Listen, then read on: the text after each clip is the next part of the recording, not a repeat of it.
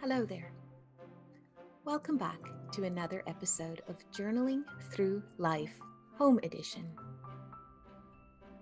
Today we're going to take a break and we're going to chat to a working mom.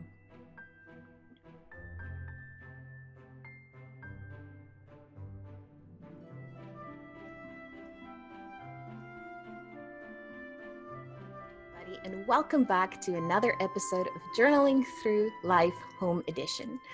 Today, our very special guest is Jane, or Janeske, Henley. She is a mom of two beautiful little children. She has her own cake business, and part-time, she works as a fraud and scam investigator. That sounds absolutely fantastic. You're going to have to tell us a little bit more about that, Jane. And Jane is also a co-author of Working Moms, which you can find on our digital platform. So we're going to hand it over to Jane. Jane, please tell us a little bit about yourself and how things are in the UK. Hello there. Thank you very much for inviting me on this chat. It's a real privilege to be a guest. And I hope we can have a really nice chat about everything. Well, yes, strange times indeed. The UK is doing as well as can be expected. Thank you very much. Our lockdown has been extended, and but I think it helps because we are having beautiful weather this weekend, lovely and sunny. It's in the low 20s, which means we can still go out in our shorts and t-shirts. Kids are really happy, so it makes a really, really big difference to get out of the house and just get a bit of vitamin D again. Absolutely. That's great. And now just having the kids at home, is everybody healthy? Everybody good? Yes, thank you very much. Everybody's healthy, everybody's good. My husband and I are still working, so we've had to make some adjustments on the hours that we work and how we work, and to take time aside to look after the children. But it's been really, really good. We've learned a lot about our children. We've been doing lots of educational things, lots of baking, especially pizza making. It's my go-to. Let's go and make a pizza. So it keeps them busy for half an hour. Plus, I know they'll eat it. So. Oh yes, and that's most important, right? You really want them to eat it Yes, in the end. Exactly. So we are varying our toppings, and I'm trying to refine their taste buds. So we've moved on from things like salami and pepperoni to pancetta, and I'm trying to teach them about buffalo mozzarella and normal mozzarella and where pizza comes from in Italy. So it just turns into a huge educational situation. Oh, Get a bit of culture in the kids. Right. I just love that. And for the viewers, if you don't know, Jane and I actually met 25 years ago. We went to high school together and we both studied hotel keeping and catering. So it's very fitting that, we want to embark some of those more educational things that we know as parents to our children, like just things that we know about, like cooking and a little bit more refined and where pizza comes from. Jane, it sounds like we should just do a show on that by itself. Let me know. I'll schedule you in. There you go. Thank you. Now, you were saying that both of you are still working. So how does that work? Like, because I'm sure a lot of parents are trying to juggle things, like you said, still trying to keep the kids occupied, and it depends on what ages the kids are. So how are you guys, just on a very practical level, scheduling your day? So I work part-time in the city, usually 3 days a week. But what we've done now is I'm actually trying to work a little bit every day over a 5-day week, to just be a bit more flexible. And my husband is a key worker.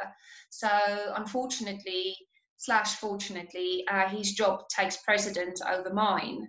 And luckily, my manager has been very understanding of that. So the agreement that we have is in the morning, we get up, I come downstairs with my cup of tea, open the laptop, log on. Husband does the same. The kids have their breakfast, watch a bit of TV. Then around 9:30, 9 o'clock, I shut down. We go upstairs, get dressed, get ready. Then we start homeschool, which is just basically, doing the kids phonics, teaching them the world map, teaching them some French vocabulary, things like that.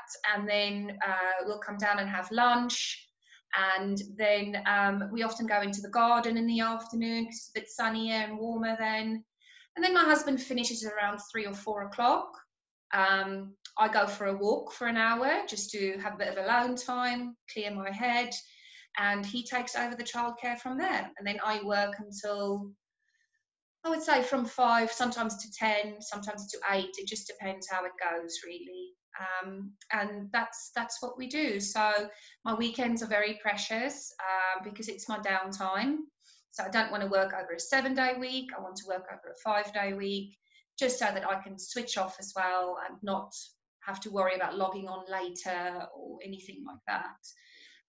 I find doing some schoolwork, but the kids are nursery age, so doing some nursery educational activities with the children in the morning really stimulates their brain, because if I don't do that, they're very, very naughty in the afternoon.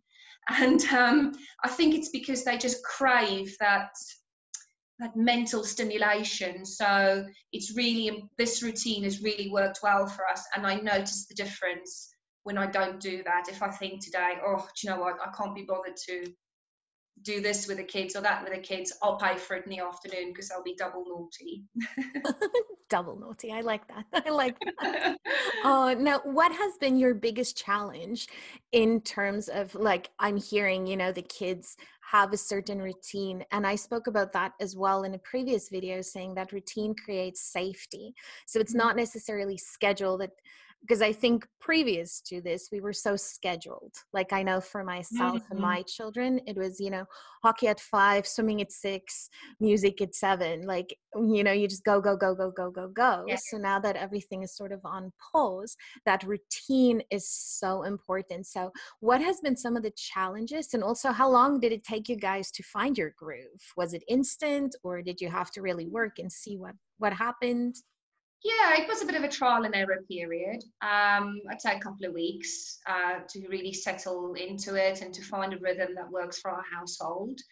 It works 9 out of 10 days. You're still going to get the odd day where things are not going to go as planned. But, that's okay too. We just take each day as it comes, and tomorrow we'll have a better day again. Not every day can be the same. I suppose it's the same as if you go to work. Some days everything goes well, and then another day, it doesn't go so well. So if you look at it like that, then, it's not so different really.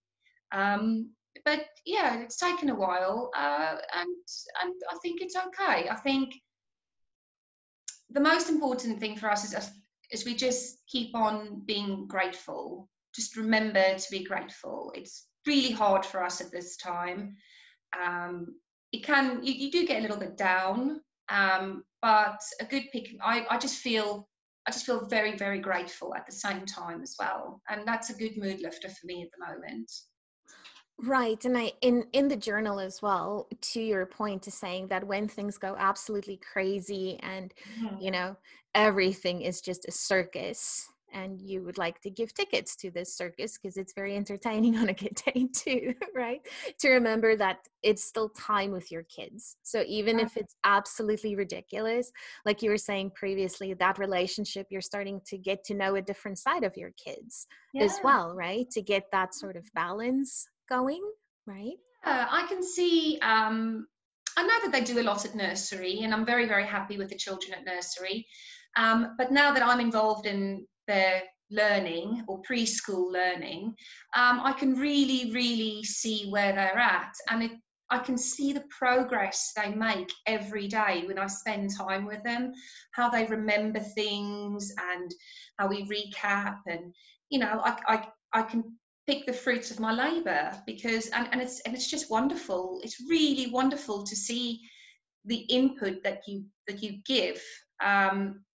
pays back dividends over and over again. It's really, really wonderful feeling. So I know I can see as well, maybe Michael is better at this than Evelyn, and Evelyn is maybe better than Michael at something else. And that's quite a nice thing to do as well, to understand that to see that your children are different, and what things they're good at and what things they prefer. Absolutely. And that's such a good point, that you can sort of see it firsthand, because sometimes our lives get so diverted and your Mm, kids are here, and it depends on their age as well. At some point it's good for them just to do their own thing, but yeah, especially when they're little, like mine as well, yeah, you find that, they're very interested in certain things which you might not have even known, right? exactly. Absolutely. Yeah, Yeah. that's great. And in terms of funny stories, so do you have any funny stories from being at home with your children when things just went absolutely hilarious and all you had to do is just stand back and say, all right, I guess this is it. This is my life now. You know, honestly, I think I try not to look at this whole lockdown situation in in one go. I try to think about it that it's just a season of life, and sooner or later we're going to come out of this season. And I've been lucky in the sense that we haven't really had any major incidents during this time. But I know before, when my husband went back to work after my second child, I just had, I think Evie was about 3 months. Michael was just over a year and a half, and Michael got chicken pox, and Evie literally just pooed everywhere except in her nappy. And I cleaned her up and the bed sheets, and I'm coming downstairs to wash my hands, and I've got poo everywhere on my hands, and I trodden cat sick. And I was just like, really? Is there anything else that any other bodily fluids that I can come in contact with? It's not my own. And I often quite think about that, because I did actually laugh out loud hysterically. And I do think about it a lot, because it just makes me think things are bad now, or sometimes things might feel bad now. But if things are going to go wrong, it's not necessarily going to go wrong because of COVID-19. It's just going to be life. So you just got to deal with it. Absolutely, and absolutely love that. And I'm sure every mom can relate to a story of bodily fluids just everywhere. And the fun part is, if you have a partner, that doesn't like any of those type of Oh things. no. I remember, like, my husband too, he's like, what do I do? What do I do? I'm like, really? Really? Like, come on, man. Like, this could not be this difficult. You're a smart person, but regardless. So, I'm glad you survived that day too. And I think that's an Oh, important mental health aspect as well, to think of the times previous to this. You mm, have dealt with some really tricky situations, some really difficult things in your life, and how you survived and how you adapted, and just you were mentally strong, right, in getting over some of that. For the people who don't know, Jane and I had different accents when we met. We're both people from Africa that immigrated to Canada and the UK. So it is so many challenges to be in a very new environment, even as a new mom. That's the same, right? It's completely new. Babies don't come with a manual. And even if they did, it'll probably just get puked on, like you said, in the first couple of days. I But think it the is important. culture. Sorry, I think the culture is different. We were brought up in South Africa, and we saw how people raise children, and what you taught children and how you brought them up. Now you're in a different country, and I suppose what you think you do in South Africa is normal, and you come to the UK or Canada and you do the same, people are like, what are you doing? and you think, oh, I'm not doing anything wrong, I'm African, this is what we do. But it doesn't always immigrate so well. Culture doesn't always immigrate so well, so it can be tricky sometimes to make sure that you adapt your parenting style. to your place of location. There you go. Yes, I have had similar experiences where it's like, don't you know this? I'm like, how am I going to know this? I didn't grow up here. Like, this isn't my, country of birth. But I have to say, I do love Canada and it is fantastic. And I'm sure the UK as well, right? It's just, Very it's much. just different, right? Um, Now, in terms of self-care, you said that you were taking some walks. That is very nice to just give yourself that space and that time for yourself. Is there anything else that you can share with us? Any tips that's really self-care specific, including journaling? You know, I'm going to be honest, I haven't exercised since the birth of my second child. So since we're at home now, I thought, okay, positive endorphins and all that. Let's make sure I'm staying high for the children's sake on happiness. And so I've started exercising again for the first time in 2.5 years, and I'm exhausted. I'm utterly exhausted. I'm broken, but I'm pushing through. They say there's like this first period where you feel awful, and then if you just break through it, then you'll be fine again. So I'm still pushing through. I'm not at the stage where I'm energized and bouncing around yet. But other things that I'm doing is I really enjoy listening to audio books, actually. And I am currently listening to a lovely, lovely book narrated by Stephen Fry. And I love anything Greek. I must have been a Greek in a previous lifetime because I just love Greek things, Greek food, Greek people, Greece, everything. And it's about Greek mythology, and it's really, really interesting. It's really funny. And that's nice because I feel like I am actually learning something new in a fun way. And just by giving yourself time to learn something new is really, really enriching. And that is something I look forward to very, very much every day. And it's something I think about when I go to sleep at night. Oh, I learned about this, and I never knew this came from that. And oh, that's interesting. That this is how this word evolved and things like that. And it really, really is a very, very, very positive feeling to also take time to learn something new. Absolutely. And I think to bring it back to what you were saying about the children, like if you don't activate their minds for their times in the morning, right? It's the same with us. We're all human. So if we can keep our minds active, and what I found too is that social media sometimes tend to put these external pressures, and I know I've spoken about this forever now, but it's the internal pressure that we put on ourselves too. You don't have to all of a sudden become a rocket scientist and have a PhD in astrophysics, right? You can do what works for you in this time, right? But to do it, I think, is wonderful, because if we sort of just watch Netflix all day every day of silly things, it's not going to have the same mental effect as if we listen to an audiobook of something that we're interested in. And so really cater it to also uplift your mental state, your intelligence, learn something new. It doesn't have to be that huge. Find something little that you can learn about yourself or the world out there. And do you find that if you learn about the world out there, it makes your mental space a little easier too, because confinement in a house, so you're sort of placing your energy somewhere that was Definitely. previous? Yeah, it's something I can relate to. We've been to Greece a few times, and it just brings back happy memories of lovely family holidays, and it does make the world feel a little bit bigger again. And I suppose it also makes you look forward to something when you come out and you think, I can go and do this, or I can go and see that because I've learned about it and I never knew it existed before. So there's always a lot of positives to take from learning something new, from something that's really interesting to you. And like you say, it doesn't have to be something huge. I'm not trying to get a degree in the classics.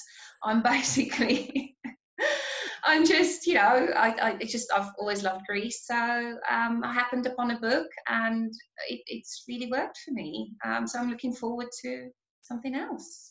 That's amazing. And I still have a fridge magnet that you sent me from Greece too on my fridge. I'll have to include that in the video. Oh, Cheesy fridge magnets. I love fridge magnets. Because that, when I walk past my fridge, I'm like, oh yeah, I did actually travel at some point. I was here, I was there. And I think you bring up an excellent point, is to look forward to the future as much as we are mindful in the moment of what we are doing right now, to still have that future planning. And writing it down, making a list of things that you would like to look forward to. I think that places you in a very more balanced state as well, to say you're not stuck here. This is not going to last forever. It's temporary, just like having small children. Exactly.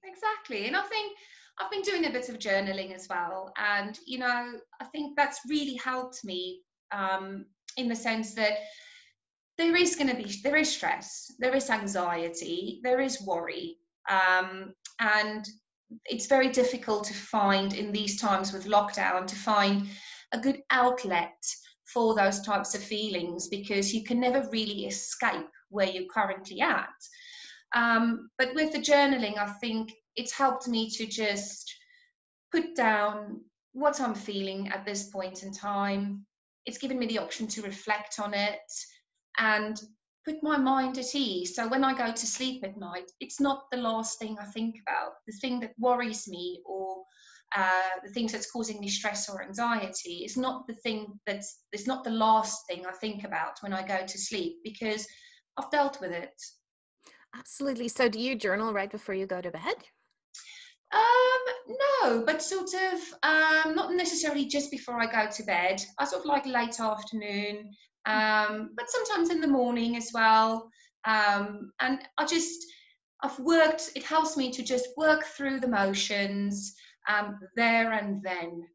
And when I close my book, or I finish my typing on the app, I know that that's it. I've written the issue down. I understand it. I've reflected on it, and I feel better. Let's close it and move on and think about something, something more positive. But at the same time, it's also nice to journal about something that's also good, a development, or just making a note of what you've observed about your children, making a note about what you've observed about, well, really your husband even, or yourself, and just reflecting on that as well, because that is knowledge too. Absolutely. And I think it's so important, especially in this time, to have that sort of capsule of this time, of what we are all experiencing, not just for us now, but for future generations too. I do these photo books for the kids, so I have since they were little, and they're just pictures of everywhere we've been, so that I can remember it and not have 35 million pictures by the time they're 10 and having to sort through them all. So I make it a priority to do it once a year. And then I was thinking, what am I going to do this year? Because we don't go anywhere. We literally have their birthday parties, and that was it that I can put in their books. I can only take so many pictures of Lego, but and then I was thinking I should get them to do the journaling part. They should write it. So, if I can take the pictures of everywhere we usually like to go, they should write it down. And I think, like you say, even writing it down on your children's behalf. Imagine giving that to them in a couple of years when they're older, and you can say, this was a really tough situation. This is how us as a family dealt with it. I think that is so inspirational. And this is what we were grateful for, right? Yeah. Exactly. There are some days where the kids maybe are a little bit sad. I do notice that this has affected them. And Evie will sometimes look out of the window, and she went, "Mummy, where's all the people?" Oh, I felt so sad for her. And she keeps asking me to go to kids' space to go and play. I'm sorry, darling, but we can't go out because the nursery taught them about Mr. Corona and washing your hands. So, we can't go outside because of Mr. Corona. Let's go and wash our hands. I think they understand that this is a difficult time. They are a little bit more clingy, I have noticed. The kids like to sleep with us now, and I'm getting constant affection and attention from them, which I absolutely love. I just love spontaneous, mummy, I love you. I mean, that's it. My day is made. It is just the most wonderful thing. And they just walk past you and touch your leg or give your leg a hug. And it's just been wonderful. So there's been a lot of hugging and snuggling in this house. And I think it gives them a lot of reassurance during this time to just keep sharing that physical love that you have with your children. You know, keep touching, you know, kissing and holding them close and cuddling them, because it has affected them. It has. You're absolutely right. That is a wonderful, wonderful idea. And you're so right. Just that. And I think also depending on where they're at, because my son is a little older, so he started to be part of his hockey team and he's missing that sort of physical contact that he had with his friends, because hockey is quite a physical game. So now we're, you know, playing games that are more physical, which we probably wouldn't have previously, right? Oh, okay. Right. And the same with the anxiety. My little girl, she was afraid to just even go outside for a little bit. So I think you're absolutely right to make sure that they're mentally okay as well. And maybe when we're not feeling okay, to get ourselves in a good spot, and then, you know, to help them through these emotions, because it's a big emotion for a little person. I think so. I think, you know, it's tough on us, so it's bound to be tough on them as well. You can't expect it not to affect them. And it's, you know, I do say to the children, it's okay to be a little bit sad.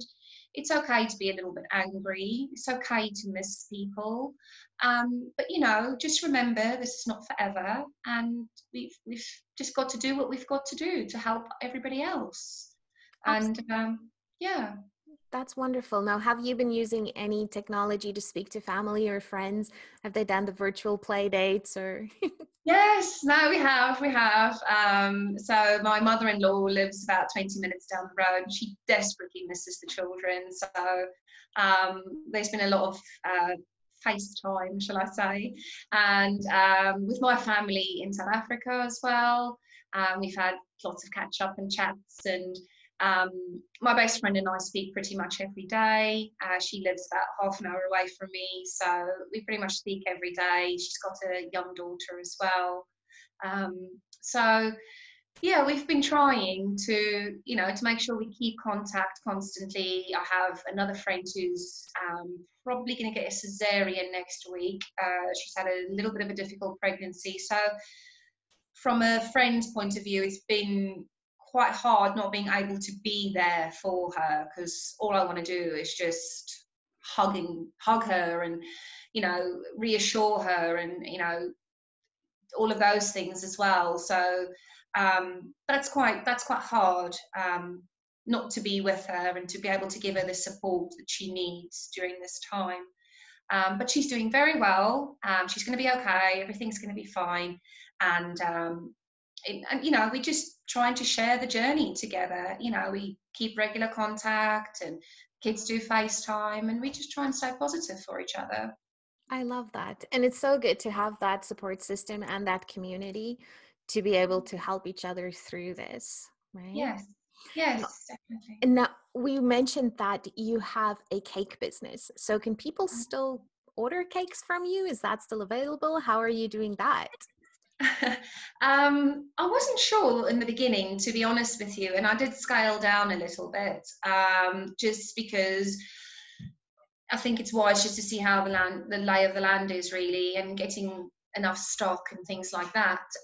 But I am taking a few more orders now, and I have enough stock. And what I'm doing is actually leaving the cake on a little table for them in the porch. And then they just text me about, you know, when they leave home. I make sure it's there for them, and then they can just collect it when they turn up. So there's no physical contact. We're observing social distancing, and I just wave out of the window. That is amazing. And I think in this time, as we were speaking about community support, it's so important to support small business. Go online, go check it out, go see what's around your area. That's really how we're all going to get through this. And maybe for the better, right? Like when we're past this, keep supporting small businesses. So we shall put the link in the description of this video, and then you can order your cake from Jane. Now, on a Yeah. final note, Jane, I know for me originally, things were so frantic, and because the kids were hardly ever at home from our busy lives and school and everything, I could keep my couch kind of the same, or I could, have things out. So what I realized is that we're going to be in this for the long haul. So instead of me micromanaging and continuously, don't touch, don't play, don't do this, please don't, please don't, please don't. It drives me a little, on the edge. But also the kids, like this is their home. This is where we need to create that family experience. So is there any tips on that side that you can give us, like what you've done in your house to sort of move it so that it can be a continuous, we're here for a long time? Some practical things. I know you say you make the pizzas, which is fantastic, including them in the meal planning, doing all those things. So was there anything else that, you're had to change in order to make it more of a conducive environment? We were very fortunate. We've just finished a loft conversion. So we've added 2 more bedrooms and a bathroom in our loft. And my son is in one of the bedrooms up there, and it's a really, really, really lovely bedroom. And we've basically turned his room into a classroom. So we've got our little table and chairs, and we've got all our paints and our arts and crafts and all our educational things there. And we've got a lot of space to just do everything that we need to do, get all the toys out if you want to get them out. Today they want to play with all the soft toys, tomorrow they want to play with all the Peppa Pig toys, and just sort of rotating it for them to keep it fresh. And we've basically used that space upstairs to give my husband the privacy that he needs to do his conference calls, but for the kids to have a space where it's big enough for them to run around and, just have a bit of fun. We've made a lot of sheet tents, and with washing pegs, and just tried to make little tents and dens and cardboard box rockets. And I've even asked the neighbours to keep their empty loo roll holders for me, so we can have enough rockets for our spaceships. And I've got a tent in the garden at the moment as well, just for them to play. I've got a little teepee set up in the garden for them to just do a bit of playing. So I've been a lot more relaxed with the kids. I think I've been a lot more relaxed about TV as well. They do watch more TV than what they used to, but I do not feel guilty about it, because it is what it is. Some things you've just got to let go. And that's such an important thing, to just let go, just deal with what you have at the moment, make it your own. And that judgment piece and the guilt piece can just sort of It's gone. It's gone. That's wonderful. And isn't it funny how we had to be in our homes to really get that concept so strongly, to say we're not out in the world for people to see what we're doing or how we're doing things. Now we're really just doing what is best for us and best for our family. I hope that is something that can continue once we are out of here, like the screen time aside, but because they'll be busier, it'll just happen that they would do more things. But that mental aspect, or like the way to think about things, to say that you have to do what is right for you first and foremost as a mom, and then for your family to leave the judgments alone, to not feed into that guilt, even that perceived guilt, right? Definitely. And I think this mum guilt thing is just such a horrible thing. It's so common, it's so easy to fall into a mum guilt trap. But in the end of the day, I think my kids are lucky. You know, I look at them, I look at their toys, I look how much I love them and my husband and the time we spend with them and the things we do together. And you know what? They are really, really lucky kids. There are a lot of kids that do not have half as much toys or love or attention or affection. And that is something I use quite a lot. Whenever I feel like mum guilt starts to creep in, I think, do you know what? No, no, these kids are lucky. These kids are very, very lucky. And yes, there are days where I'm a little bit more shouty, I suppose, than what I should be. I mean, this is really not a household where everybody's dancing around like fairies and everything is sunshine and rainbows. It really isn't. So I do get my days. And I do sometimes look at the children, or one of them has done something, and I'm like, really? Really? You've done this? Really? Oh, you're being really horrible right now, you know. And you know, I also think it's okay. I think children, my kids know that sometimes mummy has an off day too. I'm not I'm not perfect all the time. I'm not happy all the time. So I don't expect them to be perfect and happy all the time. So the most important thing is that it's an honest household and that the kids feel free and safe to express themselves. So what goes for the kids goes for us, what goes for us goes for the kids. So, you know, it's okay to be a little bit angry or be a bit upset or not to have a good day. Like I said, it's fine. It happens. Absolutely. And I think it's so important to say that we're actually setting more of an example of how we are reacting and responding to things than what we will tell our kids to do. Mm. So if we can be angry, but show them how to work through our anger, or, you know, just that open communications. And, you know, because we are, I think, also a lot of parents now, they have the kids and some have parents who live with them that they need to take care of. I mean, there's a lot of external pressures, and you do want to buffer that. You don't want the kids to know everything, because then they'll end up in therapy for the rest of their life, I'm sure. You know, if they actually know all the ins and outs of this pandemic. But for us to like you say, that open communication, the honesty, just tell us how you feel. And if you can't tell us how you feel and they're of writing age, write it down, write how you feel and get it out there, so that we can all bring it back to the harmony, and so that we can be stronger together. That's so insightful. Thank you, Jane. That's amazing. Now, on a final note, thank you so much for being with us here. You and I co-wrote The Working Moms. Now, I know moms now are being everything from teachers to trying to fit the career in however you can, and being the caregiver and the mental health professional and the chef and the person. So if you can just tell us, you know, a little bit about the app and where people can find it. It's journalingthrough.life, right? Yeah, absolutely. Christine has done an amazing job over the last few weeks, getting everything up and running for the app, and it's fabulous.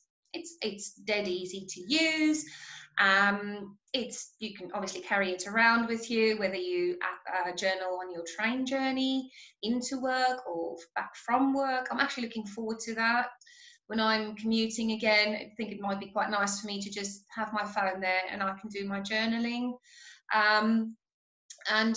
There's a lot of wonderful resources that Christine has put in, and other things for you to think about and you know, to reflect on, which has been really, really helpful. And it's a very interactive app. It allows you to just, you know, there's no pressure or anything like that. It's easy for you to use, and it allows you to do what you need to do. Excellent. Thank you. And you're giving me all the credit, but you were the one who came up with the idea, and I think it is fantastic. I'm not the writer, you're the writer. That's always been Christine's gift. Even at high school, she has always had this gift for language and writing. I mean, she was like 20 times better than I at French. She was like this grammar guru. And competition factor, Jane. Are we in competition? Mom competition, back all the way to high school. No, I can remember all of this stuff. I can definitely remember all of this, you know. Oh my goodness, that is hilarious. But, I remember when you transferred from another high school and you came into yeah. French class, and I was like, this chick is awesome. Like, you know, Really? she can actually speak French. This is going to be great. Oh, it was amazing. It was amazing. I went to an all-girls high school and I absolutely hated it. I absolutely hated it. So when I joined Christine's high school, which was a lot more liberal, I thought, hell yeah, this is home. This is it. There's boys with long hair in this school. And there's art and drama and ballet. It's not just academic. So yeah, it's it was quite good. I was really grateful for those years. Oh my goodness, me too. And I think, you know, just even bringing it back to the situation we're in now, right? Like that liberal sense of how we think about things. And it doesn't always have to be just this, I right? know. You can really expand. You can be liberal in your thinking, even if you're at home. So, Yeah, that's what's been really good for me living in Britain is naughty Britain. So I think it suited me down to a T. I feel really, really privileged that I am in a place where I can do the things that I want to do. I can be a mum, I can work, I can have my own business. I am able to do that, and it's a great privilege.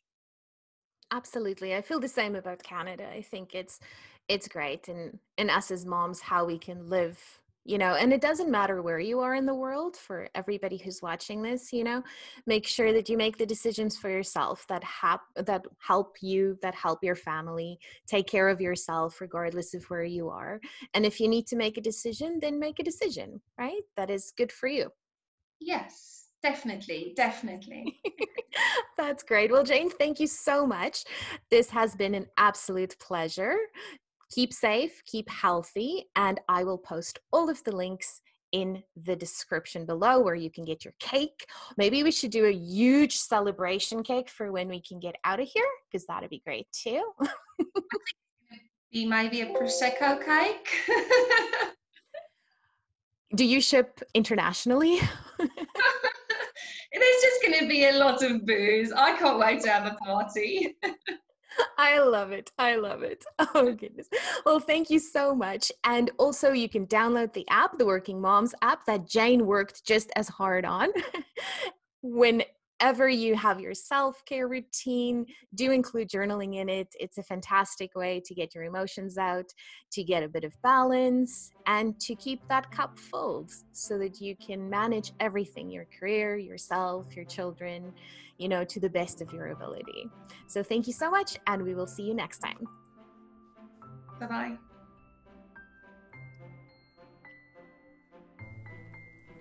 Have you signed up for our Working Moms Journal yet? Be sure to do so at journalingthrough.life. Keep journaling and keep growing.